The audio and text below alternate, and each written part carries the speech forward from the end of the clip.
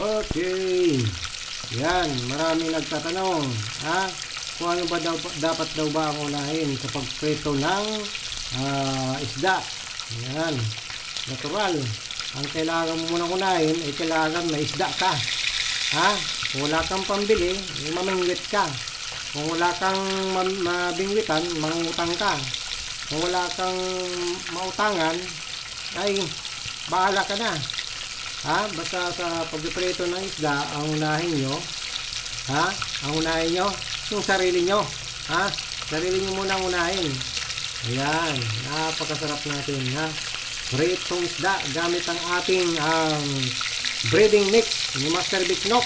Yan, nako, mas lalong sasarap po ang ating pritong isda dahil sa mas pinakrispy at pinasarap ng ating breading mix, brought to you by Master Bicnok all-purpose breading mix powder.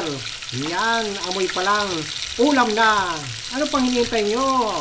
Yan ang ating Shopee. Grab your breading mix para matikman nyo ang pang-internasyonal na breading mix sa buong planeta, sa buong universe. Ha?